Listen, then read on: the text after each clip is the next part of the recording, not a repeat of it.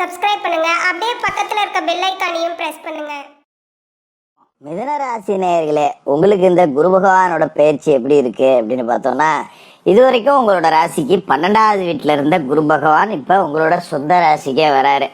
இப்போ ஜென்ம குரு அப்படிங்கிறவர் நல்லது செய்வாரா, பெரிய அளவில் நன்மைகள் நடக்குமா அப்படின்னு பார்த்தீங்கன்னா, ஜென்ம குரு அப்படிங்கிறவர் ஒரு சுமார் அப்படின்னு தான் சொல்லணும். ஆனால் ஏற்கனவே இருந்த 12ஆம் வீடு அப்படிங்கிறத விட இது மோசம் இல்லை. ஏன்னா 12ல் குரு இருந்தார் அப்படின்னா விரய செலவுகள் அப்படிங்கிறத கொடுத்துருப்பாரு, சுப விரய செலவுகள் அப்படிங்கிறதையும் கொடுத்துருப்பாரு. நிறையா சுப விரய செலவுகள் கூட பண்ணியிருப்பீங்க.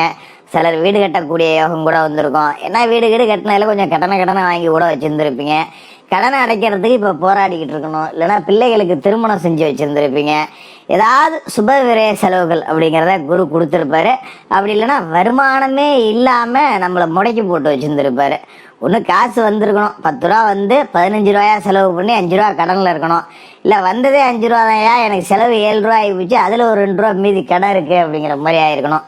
சுபவிரய செலவுகளை கொடுத்தாலும் சரி, வருமான பற்றாக்குறையை கொடுத்தாலும் சரி, கடனோட தான் குரு பகவான் விட்டு கொடுத்துருக்காரு. அப்போ குரு 12க்கு வந்து நான் கடன்காரனானது தாண்டா மிச்சம் அப்படிங்கிற மாதிரி தான் மிதுன ராசிக்காரர்களோட நிலை அப்படிங்கிறது இருக்கு.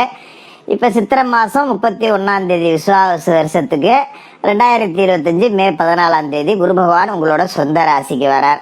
இப்போ ஜென்ம குரு அப்படிங்கிறவர் பெருசாக நன்மைகள் செய்ய மாட்டார்.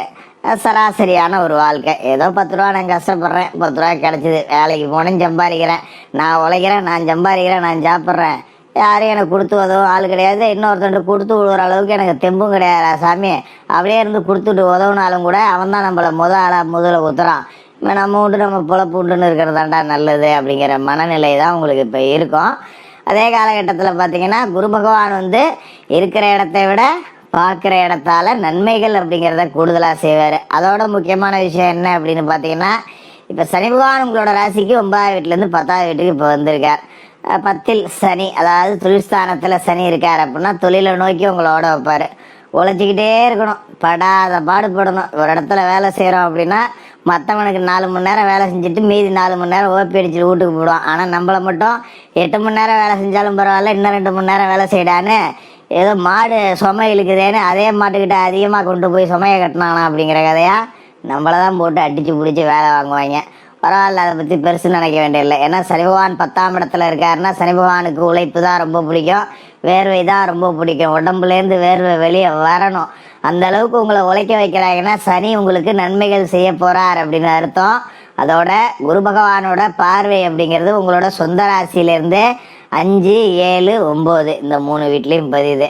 அப்போ உங்களோட சொந்த ராசிக்கு 5ஆம் இடம் அப்படிங்கிறது துலா ராசி. துலா ராசியில் குருவோட பார்வை விழுவுது அப்படின்னா 5ஆம் இடம் அப்படிங்கிறது புனிதமுடையது, பூர்வ புண்ணியஸ்தானம், புத்திரஸ்தானம். அப்போ பிள்ளைங்க இல்லாதவங்களுக்கு பிள்ளைங்க கிடைக்கும். அதாவது நிறைய கல்யாணம் ஆகி பார்த்தீங்கன்னா 6 வருஷம் ஆச்சு, 8 வருஷம் ஆச்சு, ஒரு வாரிசு இல்லை, எங்கேயாவது விருந்து விசேஷத்துக்கு போனால் கூட மனைவியை கூப்பிட்டு என்ன சும்மா இருக்கியான்னு கேட்குறாங்க. இதுக்கு நாங்கள் வந்து ரொம்ப மன உளைச்சலாகுது, இதனாலே நாங்கள் எங்கேயும் வெளியில் கூட போகிறதில்ல, நானும் வேண்டாத கடவுள் இல்லை, போகாத ஆலயம் கிடையாது, என்னென்ன வைத்தியமோ பண்ணி பார்த்துட்டேன், ஆளுக்கு ஒரு டாக்டர் சொல்கிறாங்க, எல்லாரையும் போய் பார்த்துட்டேன், ஆனால் எனக்கு ஒரு வாரிசு இல்லாமல் போச்சே அப்படின்னு கிடந்தவங்களுக்கெல்லாம் இப்போ புத்திர பாக்கியம் அப்படிங்கிறது கிடைக்கும். குரு பகவான் அந்த அருளை கண்டிப்பாக உங்களுக்கு அருள்வார், அதில் எந்த மாற்றமும் இல்லை.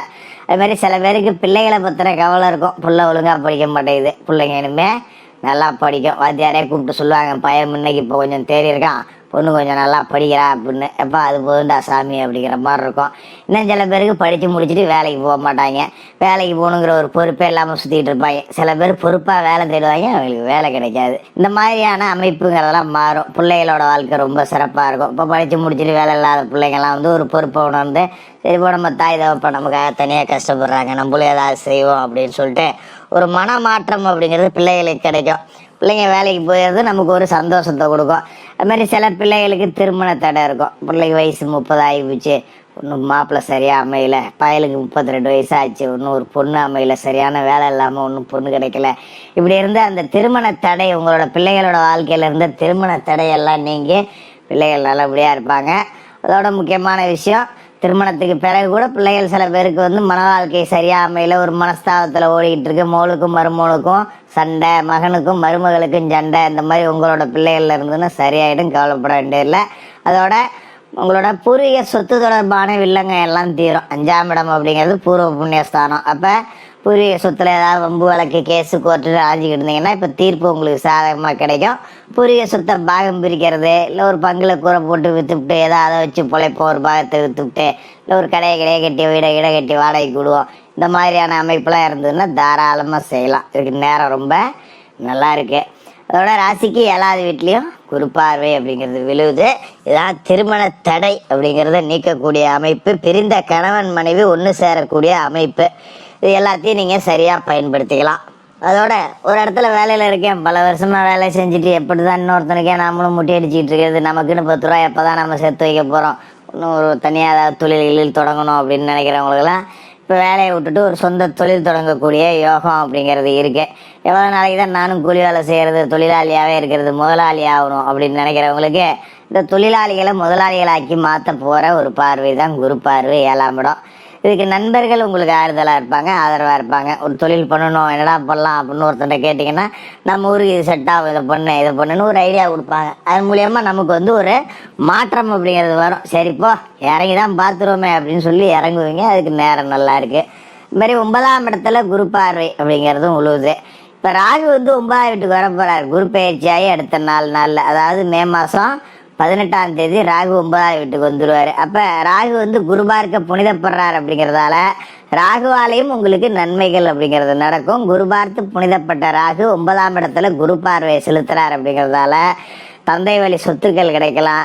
பறிபோன தந்தை வழி சொத்துக்கள் உங்களுக்கு கிடைக்கும். கடந்த காலகட்டத்தில் நீதிமன்ற வழக்கில் ஏதாவது தோத்துருந்தீங்கன்னா கூட இப்போ நீங்கள் மேல்முறையீடு செஞ்சீங்க அப்படின்னா அதுலேருந்து ஒரு நன்மை அப்படிங்கிறது கிடைக்கக்கூடிய வாய்ப்பு இருக்குது. கவலைப்பட தேவையில்லை. அதோட 9ஆம் இடம் அப்படிங்கிறது வாகன யோகத்தை கொடுக்கக்கூடிய இடம், சொந்த வீடை கொடுக்கக்கூடிய இடங்கிறதால வண்டி வாகனம் வாங்கலாம், வீடு கட்டலாம், மண் வாங்கலாம், மனம் வாங்கலாம், எல்லாத்துக்கும் யோகம் ரொம்ப நல்லா இருக்குது. அப்போ சனியும் 10ஆம் இடத்துல இருக்காருங்கிறப்ப தொழிலில் 10 ரூபா சம்பாரித்து முன்னுக்கு ஒரு இடத்த வாங்கி போடுவோம், இல்லை ஒரு கடை வச்சுருக்கேன் வாடகை இடத்துல ஒரு சொந்த கட்டடத்தமாக மாற்றுவோம். இந்த மாதிரியான அமைப்புகள் எல்லாத்துலேயுமே வெற்றி கிடைக்கும். அந்த வகையில் இந்த குரு பகவானோட பயிற்சி காலகட்டம் அப்படிங்கிறது பார்த்திங்கன்னா உங்களோட லட்சியத்தெல்லாம் நிறைவேற்றக்கூடிய ஒரு அற்புதமான காலகட்டமாக இருக்கு. மிதுன ராசிக்காரர்களுக்கு வாழ்த்துக்கள். மேலும் தகவலுக்கு எங்கள் சேனலை மறக்காமல் சப்ஸ்கிரைப் பண்ணுங்கள். நன்றி.